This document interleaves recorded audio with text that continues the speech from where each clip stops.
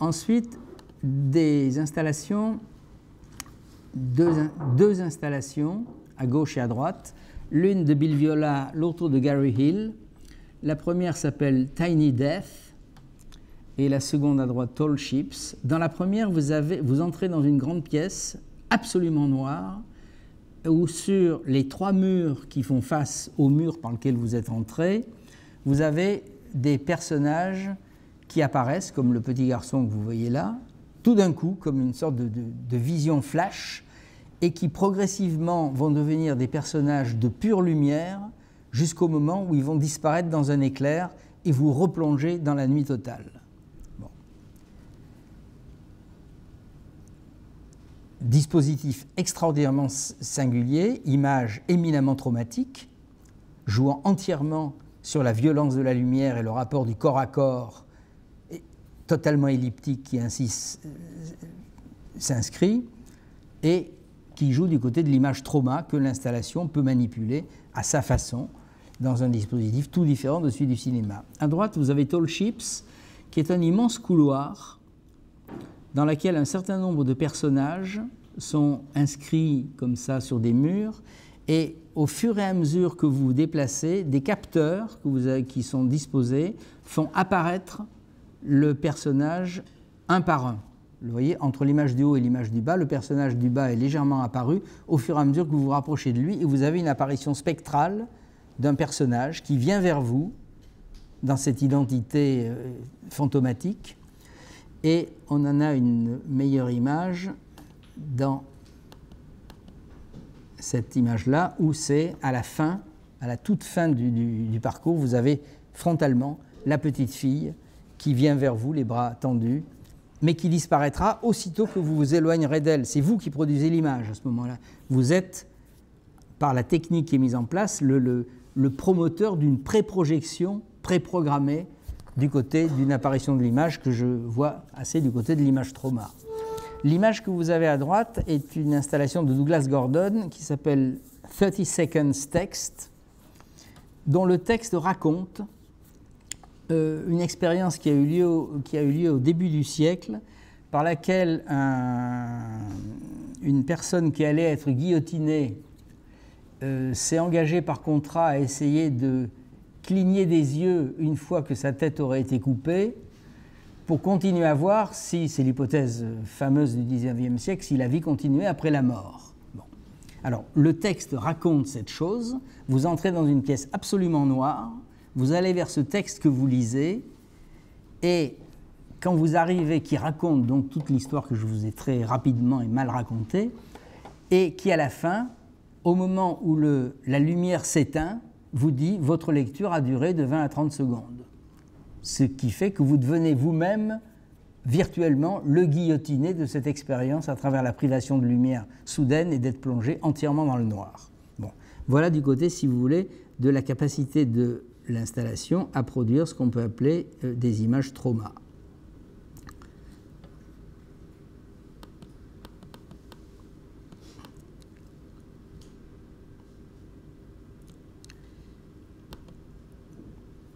Voilà ensuite deux installations qui m'ont paru extrêmement intéressantes en tant que telles. C'est des installations de type beaucoup plus politique, au contraire, cette fois. La première est une installation de Cildo Meireles à la Biennale de São Paulo en 2010. Vous voyez donc dans la première image une maison, une petite maisonnette dans laquelle vous êtes invité à montrer par les escaliers et vous voyez la lumière bleue. Et quand vous montez, ce que vous apercevez, c'est quelque chose qu'on voit uniquement ici en bas, sous disons au sous-sol de ces escaliers sur lesquels vous montez, et vous entrevoyez 4 jeunes personnes, 4 jeunes hommes en costume blanc qui font tourner un dispositif à la main, en le poussant comme une roue, hein, comme les ânes et les moulins. Et ce qu'ils font tourner, c'est ce que vous voyez donc dans l'image du haut, une sorte de panorama dont vous pouvez faire le tour, qui montre un ciel, c'est très très beau sur le plan plastique, un ciel avec des oiseaux, etc. Et une image à deux couches dans laquelle le voilier que vous voyez à ce moment-là sur l'image va en sens inverse d'une mer qui est insensiblement agitée. Il y a un travail sur le rapport entre fixité et mouvement qui est très très beau. Et vous comprenez très vite que ce que raconte cette installation, c'est l'émigration des esclaves noirs vers le Brésil à partir du XVIe siècle, et que ce à quoi servent les 4 jeunes gens qui sont en bas en train de faire tourner le dispositif, c'est un équivalent de ce que pouvait être le travail des galériens sur les bateaux qui, eux, n'avaient pas de temps. Alors évidemment, eux, ils ont un temps de pause, au bout de 3/4 d'heure, ça s'arrête et on vous dit revenez 3/4 d'heure plus tard. Sur les bateaux, il n'y avait pas de temps de pause. Bon. C'est une installation extraordinairement forte par l'image soudaine, si vous voulez, qu'elle produit d'une association d'idées liées à cette situation sociopolitique très forte pour les Brésiliens et qui agit, si vous voulez, comme un déclenchement mental en proportion de la promenade physique que vous êtes en train de faire à ce moment-là à l'intérieur de ce dispositif d'une grande singularité. Le dispositif que vous avez à droite est une installation d'Alfred Aujar qui s'appelle The Sound of Silence, dans laquelle le signe rouge que vous voyez vous interdit d'entrer parce que la projection a lieu à l'intérieur.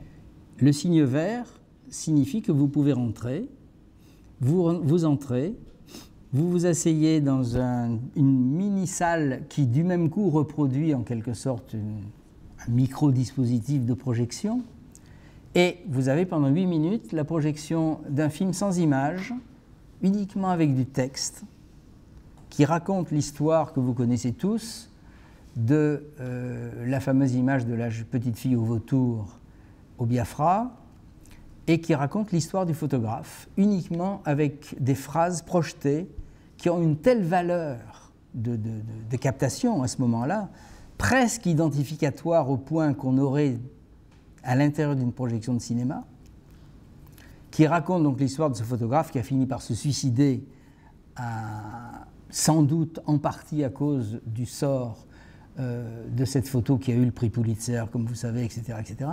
Et la chose étonnante, c'est qu'aux 2/3 du film, si on peut dire, dont vous êtes le spectateur, l'image de la petite fille et du vautour apparaît, mais le temps pendant lequel elle a été prise, c'est-à-dire comme un flash photographique, quoi, d'une très très grande violence.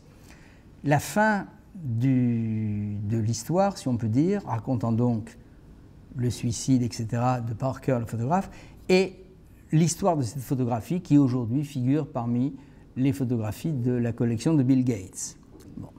Donc vous avez là un dispositif qui va étrangement du côté du cinéma par la situation de projection, si j'ose dire, qu'il instaure, mais qui en même temps, dont vous voyez en même temps comment il est un cinéma particulier construit pour cette installation, pour cette image traumatique, construit comme une mise en scène et qui n'a malgré tout rien à voir avec la situation de cinéma dont par ailleurs il est une hypothèse, une démarcation, une possibilité. Bon. Je passe là-dessus pour ne pas être trop long.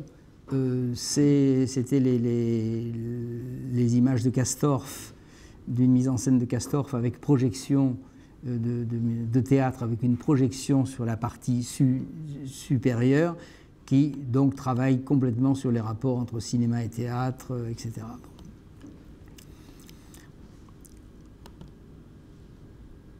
Les quelques images que je vais vous montrer là sont les images d'une exposition de David Claerbout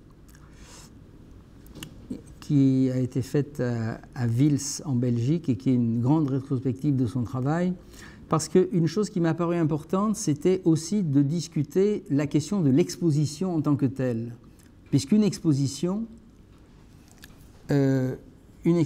contrairement à ce que dit Philippe Alain Michaud, qui finit par nous dire l'exposition est un film, c'est à partir d'une formule de Steichen pour une exposition, sous prétexte qu'on se promène devant des images fixes et qu'on devient comme un projectionniste qui voit des photographies et qui du coup est comme dans une situation de cinéma. pour moi, l'exposition n'est pas un film, l'exposition est une exposition. Et de photos ou d'autres choses. Et dans le cas d'une exposition d'installation, ce qui est fascinant, c'est de voir à quel point on varie, si vous voulez, on est soumis à une variation continuelle de dispositifs à l'intérieur même d'une situation. Donc ici, c'est une série d'installations extrêmement variées, que j'aurai malheureusement pas le temps de vous détailler, mais qui montrent une fois cette installation que vous avez à gauche, dans laquelle vous avez 2 écrans disposés de chaque côté. Vous devez faire le tour pour voir les 2 images qui ont rapport entre elles. Ici, 2 images d'une même situation à l'intérieur et à l'extérieur d'une même voiture. Ensuite, une simple photographie à l'intérieur de laquelle, en bas, les images bougent légèrement. En haut, une double action avec 2 écrans, les 2 films coïncidents à un moment donné, même s'ils sont divisés par ailleurs, et le spectateur est saisi par 2 écrans avec 2 intrigues différentes. Et cette installation tout à fait extraordinaire, il faut que je vous montre l'image qui suit.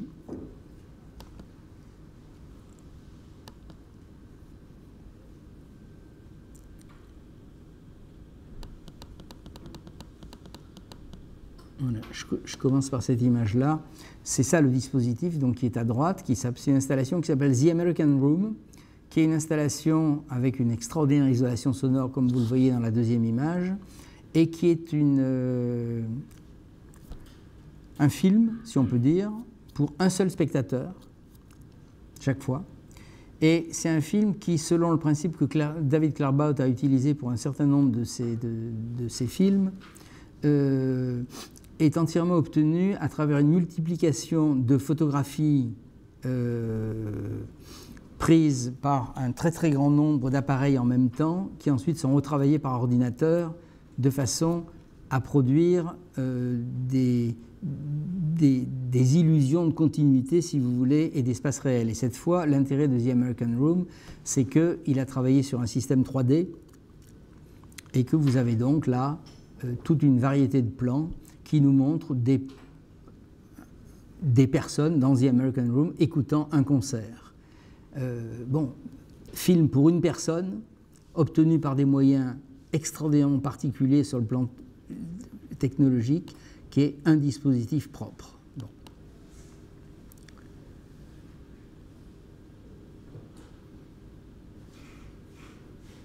Alors, j'ai été extrêmement intéressé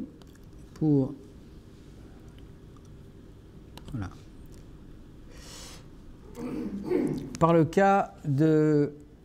Si vous voulez, ce qui est intéressant, c'est la façon dont certains artistes aujourd'hui sont capables de travailler sur les 2 dispositifs en parallèle et du même coup de montrer à la fois le passage qui peut s'effectuer d'un dispositif à l'autre, mais en marquant de façon très spécifique la différence dans laquelle il se trouve saisi. L'installation de droite que vous avez là, donc, est une installation de Douglas Gordon qui s'appelle K364, A Journey by Train, et qui est une installation. C'est à la fois un film et une installation. C'est installation quand c'est installé dans l'espace, comme vous le voyez là, avec 2 écrans, même avec plusieurs écrans, parce qu'il y a des miroirs qui multiplient les écrans, etc., etc. Mais c'est aussi un film qu'on a ici, qui se déroule pendant plus d'1 heure, qui est un film que je trouve extraordinaire, qui raconte le voyage en train de 2 jeunes musiciens israéliens, un altiste et un violoniste, qui vont de Berlin à Varsovie pour jouer une symphonie de Mozart, qui au passage s'arrête dans une petite ville où il y a une piscine qui était autrefois une synagogue qui avait été transformée en piscine par les nazis. Ils ont tous les 2 été liés, disons, aux épisodes les plus douloureux de la déportation de leur famille. Et c'est ce dont il est question pendant ce très long voyage en train entre Berlin et la Pologne. Et la deuxième partie du film est l'exécution de cette symphonie de Mozart, et où tout d'un coup le film passe à un double écran. Où vous avez donc les images de droite où vous voyez le double écran, avec une extraordinaire interpénétration des images les unes par les autres, parce que ça a été filmé des deux côtés à la fois. Et je dois dire que je n'avais jamais éprouvé la capacité d'écoute d'une musique au cinéma dans des conditions pareilles. C'est un film d'une extraordinaire force de film qui a été projeté donc plusieurs fois, d'abord au Festival de Venise, lui-même, dans la section Horizonti, l'année même où Marco Müller disait qu'il fallait s'ouvrir à des autres images, etc., etc. Parce que comme tous les directeurs de festival, il est pris par cette question du rapprochement entre le cinéma et les autres types d'images en mouvement. Donc le film avait été projeté sur un grand écran, à la Biennale de Venise et tout, Festival de Venise, pardon. Il a été ensuite projeté au Centre Pompidou, où je me suis trouvé l'avoir vu dans le cinéma 1 du Centre Pompidou, comme film, et il produit une émotion de film absolument extraordinaire en tant que tel, parce que le travail qui s'effectue est un travail de mémoire, qui fait que pendant que vous êtes en train d'écouter la symphonie de Mozart, vous avez une sorte de travail, de mémoire qui travaille sur ce qui a été ce long voyage en train, et à tout ce qui s'est dit et pensé pendant le voyage en train, qui contribue, disons, à l'émotion que vous avez devant l'exécution de cette musique et la complicité de ces deux musiciens qui ont évoqué leur histoire familiale et tout. Et je n'ai pas vu l'installation de la Gagosian Gallery à Londres, dont Douglas Gordon m'a longuement parlé. D'après tous les documents qu'il m'a communiqués, je peux à peu près me faire une idée de ce que c'est. Mais je ne peux pas ne pas penser qu'il y a une différence absolument fondamentale entre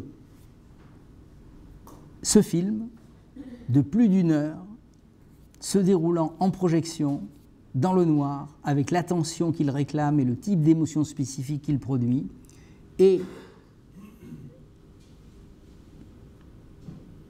les images que je vous ai montrées avant, ou à l'intérieur d'une galerie où il y avait par ailleurs 3 autres œuvres photographiques de Douglas Gordon dans des pièces différentes. Vous pénétrez dans cette pièce, et cette fois c'est une expérience de l'espace qui, même si le film est projeté par... Vous voyez, est projeté, vous n'êtes plus dans le temps de l'expérience, de l'incorporation de l'histoire, etc., etc., mais vous êtes dans une déambulation, et aussi longtemps que vous puissiez vous arrêter devant ces images, elles ne produiront pas du tout le même effet que quand elles sont prises dans un déroulement purement temporel qui les met en rapport à l'intérieur d'une expérience de mémoire. Je trouve que c'est une très, si vous voulez, c'était pour moi un exemple crucial qui, à partir du fait que Douglas Gordon avait déjà fait une chose comparable à partir d'un film antérieur, le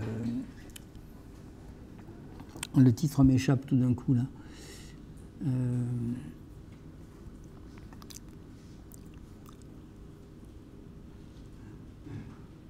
feature film. Il avait fait un film qui était le retravail à partir de la bande-son de Vertigo de Hitchcock.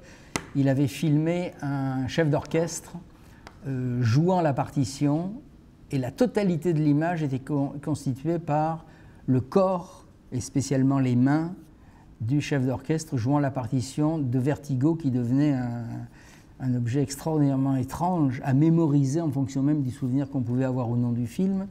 Et là, à nouveau, l'expérience était complètement différente selon qu'on le voyait en film ou en installation.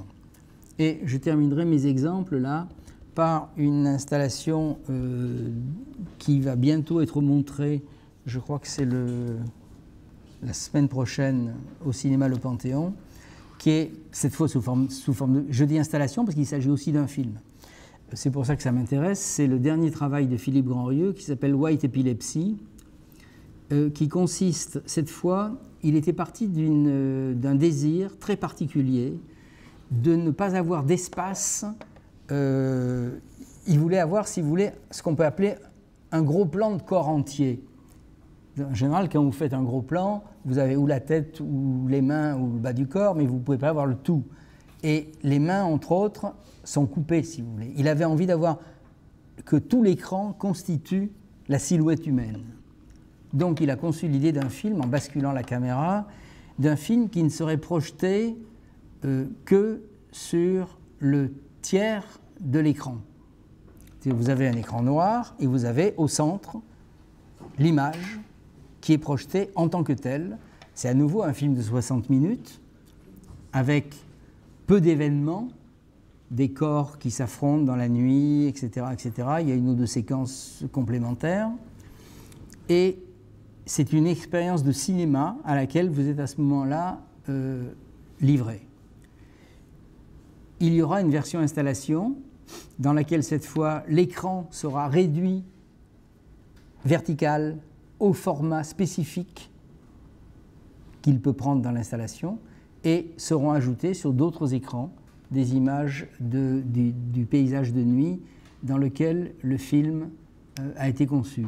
Ce qui m'intéresse dans ces deux exemples, celui de Philippe Grandlieu et celui de Douglas Gordon, c'est qu'on touche, si vous voulez, à la limite de l'écart entre les dispositifs en même temps qu'à leur possible partielle coïncidence. Mais que malgré tout, ce qui me paraît absolument essentiel à ce moment-là, c'est la façon dont les deux expériences restent des expériences essentiellement différentes au plan phénoménologique, au plan psychologique, au plan physiologique. Et c'est à ce titre-là que j'ai voulu donc instruire cette querelle des dispositifs qui, à part ça, se poursuit à travers le livre, à travers maints exemples. J'ai, dans tout ça, été extraordinairement inspiré par l'immense intelligence du travail de Michael Snow, qui est un des auteurs auxquels j'ai consacré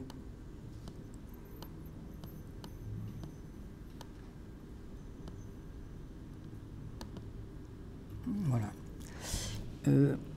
Ça, c'est une installation de Michael Snow, qui est une installation variable du point de vue du contenu de l'image selon les endroits où elle est montrée. Il s'agit,